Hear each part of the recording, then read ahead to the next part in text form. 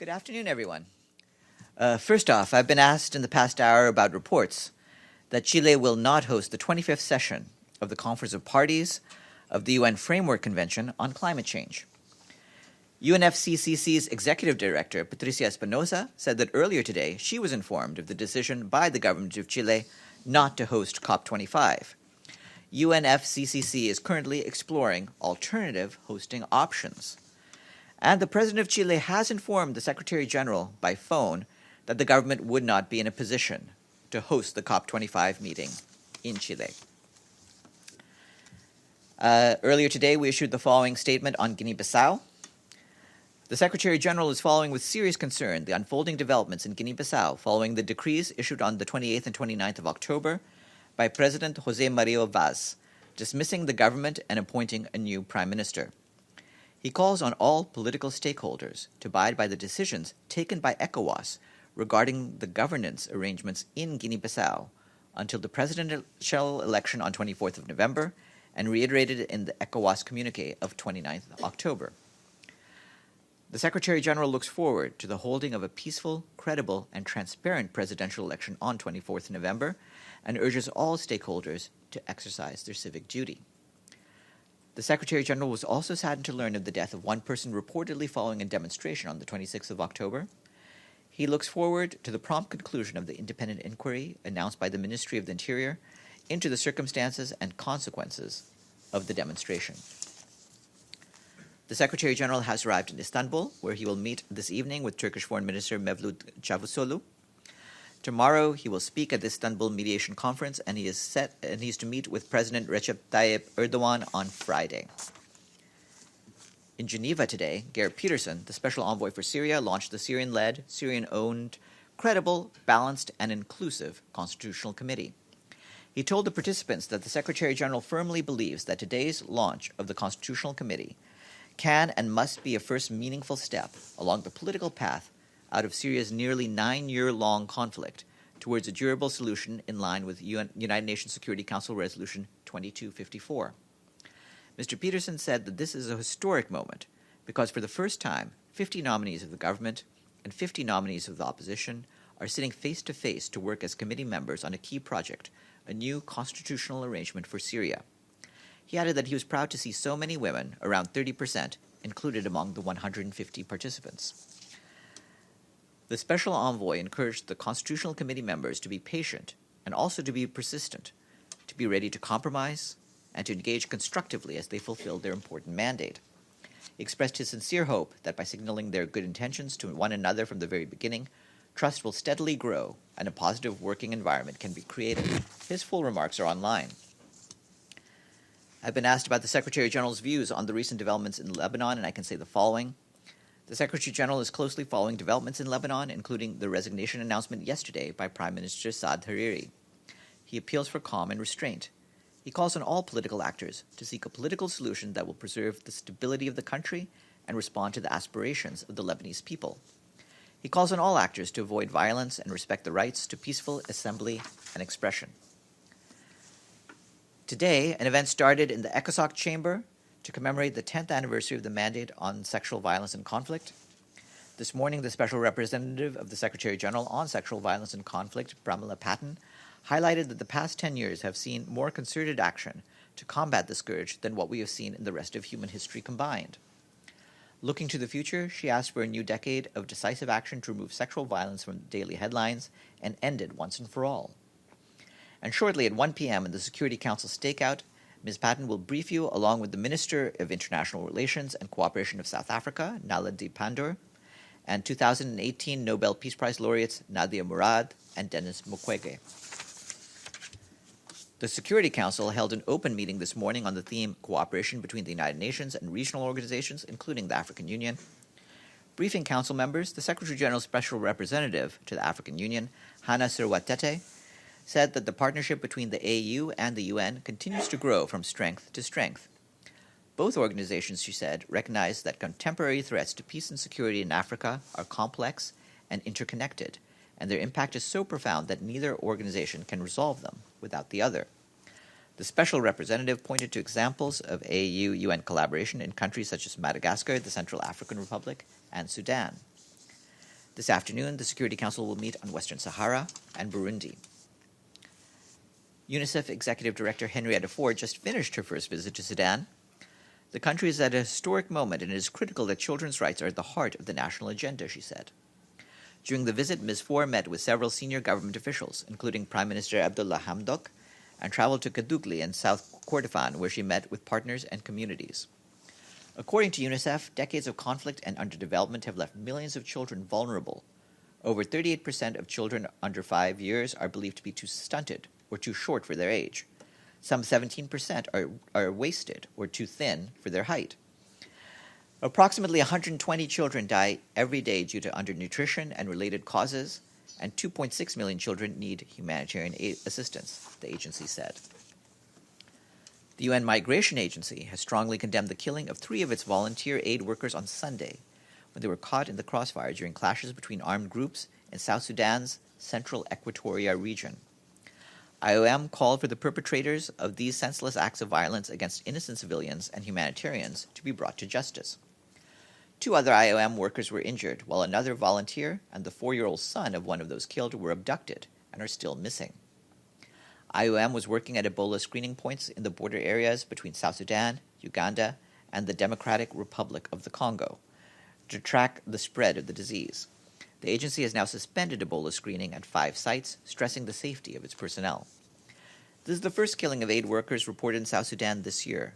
At least 115 aid workers have been killed since the start of the conflict in December 2013. Most have been South Sudanese nationals. The Secretary-General Special Envoy for Somalia, James Swan, today expressed his concern over the flooding that has affected thousands of people, mainly in the country's south. He said that the United Nations stands ready to work with Somalia's federal and regional authorities to support affected communities. Tens of thousands of people have been displaced, and casualties have been reported. Farmland, infrastructure, and roads have been destroyed, and livelihoods disrupted in some of the worst-hit areas. A state of natural catastrophe was declared in the Central African Republic on the 25th of October, following several days of unusually heavy rains that have caused flooding in the capital, Bangui, and Mobile province, along the Ubangi River in the south. An estimated 40,000 to 50,000 people have been affected. The government has requested international assistance and mobilization of resources. The UN and humanitarian partners yesterday delivered over 20 tons of high-energy biscuits to 15,000 people, over 2,000 shelter kits, 1,300 non-food items, and over 1,000 water, sanitation, and hygiene kits. The most urgent needs are in food, non-food items, water and sanitation, and health services. The humanitarian situation in the country deteriorated further in the past 6 months due to violence, and some 1.7 million people are currently in need of humanitarian assistance. Protection of civilians and accountability to affected populations are at the core of the 2019 Humanitarian Response Plan, which requires nearly $431 million and is 65% funded so far. Our humanitarian colleagues tell us that as of today, more than 16,400 people have been affected by the 6.6 magnitude earthquake that struck Mindanao in the Philippines yesterday. Authorities say that 5 people were killed and nearly 400 injured. The government is leading the response and has deployed medical and search and rescue teams to affected municipalities. They're being assisted by humanitarian partners, providing food and relief assistance. And following my briefing at 12:30 p.m., there will be a briefing here by E. Tendaye Achume, Special Rapporteur on Contemporary Forms of Racism, Racial Discrimination, Xenophobia, and Related Intolerance. Do we have any questions? Yes, Mario. Farhan, Chile and the COP25. After speaking to the Chilean president, does the ESG have any reaction to this decision and to the situation in the country that has forced this measure? Well, you're aware of what the Secretary-General's views have been about the situation in Chile, and he continues to underscore his hopes for continued dialogue among the parties there, among all of the various participants. Regarding his conversation with the president, yes, he was informed firsthand about the reasoning that they cannot provide the venue, and this is part of the reason why the UN Framework Convention on Climate Change is now trying to see what kind of alternative arrangements can be made at this time. Just to follow up, does the Secretary-General have any opinion on this alternative venue? Would he like the meeting to stay in the Latin American region, for example? Well, I think the arrangements will need to be worked out, and the UN Framework Convention on Climate Change will be in dialogue to see what the best arrangements can be. One thing I would like to point out is that there have been past precedents of cases where the hosting country is not the same as the venue country, so that could still be the situation in this case. Yes. Follow up is that means that the headquarters can be an alternative venue? We'll have to see what the alternative venue can be. I don't want to speculate. You also had a question on this? Yeah, just a quick follow-up on Chile. The climate summit has been months in the making so far. At this point, situation as it is there any kind of concern that this could affect at any level the timetable for the summit to be done? Or well, the indications we have so far at this present moment is that Chile would continue to serve as the presidency of the 25th session of the Conference of Parties. So the sort of leadership that they've been providing in the past months will continue. The question really is where we can have an acceptable venue, and hopefully one can be found. Yes, Margaret? So is Chile helping the UN to find an alternate location then for the meeting? And can you tell us how many people were expected to attend COP?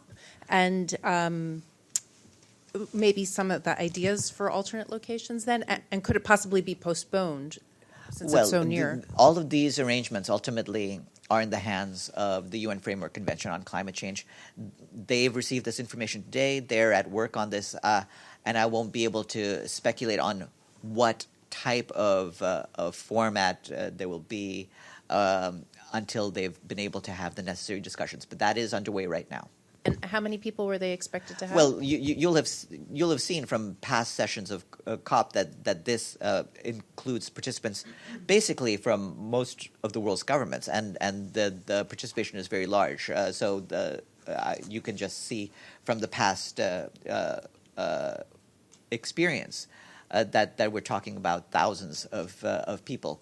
The numbers and the information are provided on the websites of the Conference of Parties of the past sessions. Yes, please. Thank you, Farhan. As far as I know, November 4th is the first day that the United States can officially pull out of the Paris Agreement on climate. Did the Secretary-General already receive a letter from the Trump administration? And if not, do you expect one soon? Well, we are certainly aware of what they have publicly said, but in terms of an official legal document, no, we do not have one on that at this point. Ali? Thank you, Farhan. Journalists in Lebanon were subject to attacks in the course of 2 weeks of demonstrations in Lebanon. Can you please address this issue, attacks against journalists, and what can you say on this?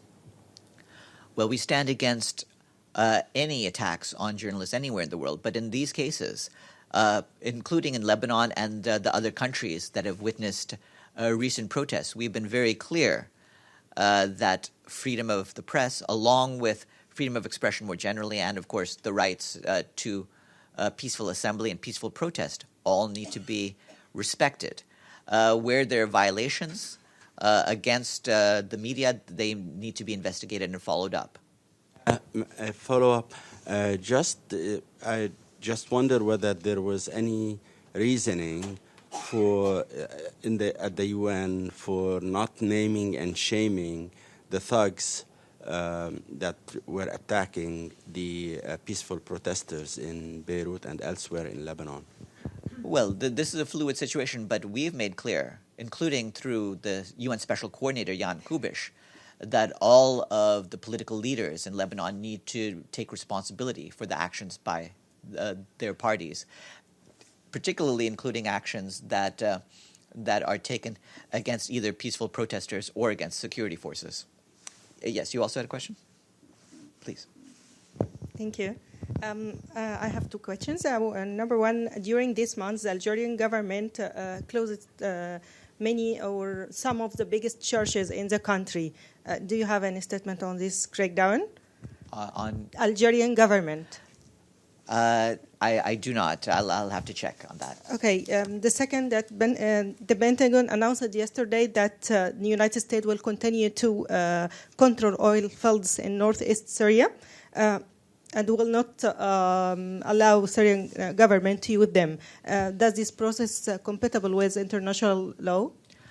I would simply refer you to basically not just the UN Charter, but all the relevant resolutions of the Security Council concerning Syria. Yes, Carla? Thank you. Just across the street, I attended a briefing on the human costs of the sanctions on North Korea. And some of the most credible and expert witnesses to the horrific suffering of the North Koreans as a result of the Security Council sanctions spoke. And my question is, why doesn't the Secretary General come out and say that the Security Council is not above the law? They, according to the legal expert there, what is happening to the people of North Korea constitutes crimes against humanity, and they can be sued in the International Criminal Court. And short of saying that everybody who voted for the sanctions is sadistic or claims ignorance, that's pretty much like what people said in Germany. Regarding that, Carla, regarding that, we've raised our concerns about the humanitarian situation in the Democratic People's Republic of Korea.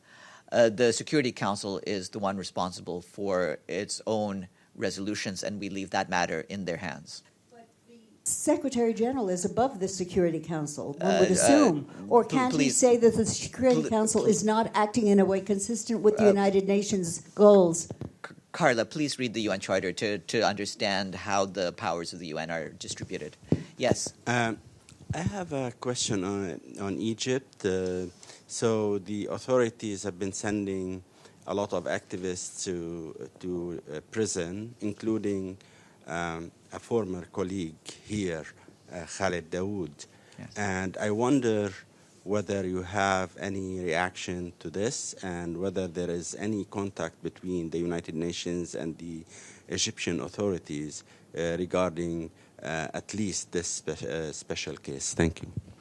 I'll see what we can say about Mr. Dawood's case. Yes. Farhan, just a request. Could we get readouts, please, on the Secretary General's meetings in Istanbul with the Foreign Minister and the President? I believe the meeting with the Foreign Minister will be one-on-one, so I don't believe we'll be able to have a readout for today's. But he does meet the President on Friday, and we'll try to get details of that. Yes, Linda. Thank you, Farhan. This is apropos of North Korea. I was just wondering if you had any latest developments in terms of the UN's role or the Executive Office's role in terms of dealing with North Korea and or in general trying to play some kind of role in a return to some dialogue.